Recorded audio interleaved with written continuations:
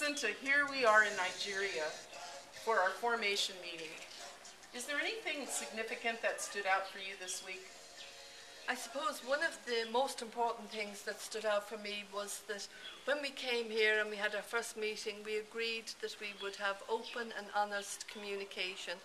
And I feel we've achieved that. I think we really listened and we heard each other's reality, we heard each other's story, and I think we honoured each other and each other's difference. And for me, that's been really important, and I think it's been very exciting to say that we can model something that can be achieved everywhere.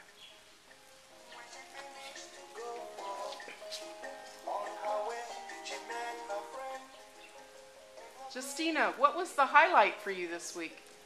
It has been a great opportunity and a privilege to be here this week and to meet with our sisters from other countries like Australia, California, England, Scotland, Zambia, and Ireland.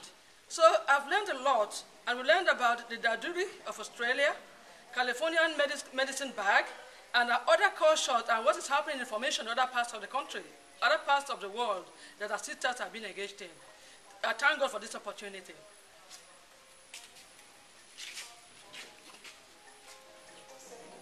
Linda, did anything stand out for you in particular this week? Many things stood out, but for me it was the joy of being with other women who share the spirit of Mary Aikenhead, to explore the richness of the culture and the diversity, but also the unity that what we have in common as a passion for women to stand with their own experience and a love of church and people, and respecting that their experiences is the wealth that they bring to us and our capacity to engage with that.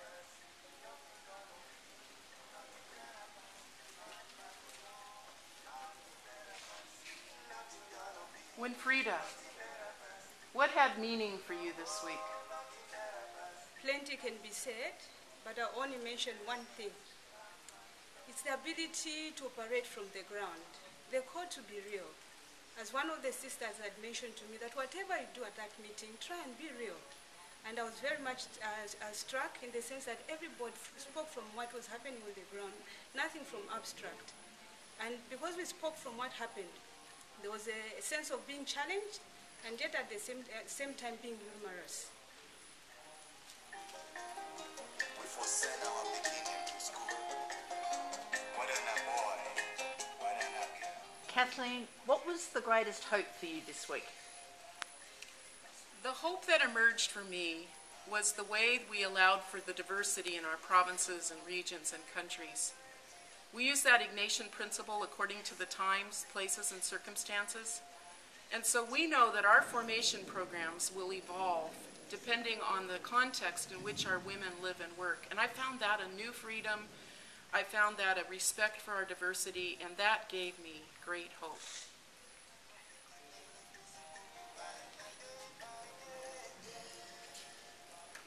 Tricia, did anything significant stand out for you this week? I think the most significant thing for me was the fact that this was the first time we've had an international meeting of the congregation in Nigeria. And it was wonderful to come here and experience the hospitality of the sisters in the region. All the sisters in the region have made us so welcome. And also all the people that we've met in different places in Nigeria. So that's been wonderful. The other significant events were that we were able to be at 2 vow ceremonies. So on the Saturday before we came here, for our meeting, we were at the vow ceremony of Sister Choma, who celebrated her first vows, and on the Saturday after our meeting, we were with Sister Jacinta as she celebrated her final vows. And it was wonderful to be in an atmosphere of such joy and Nigerian energy.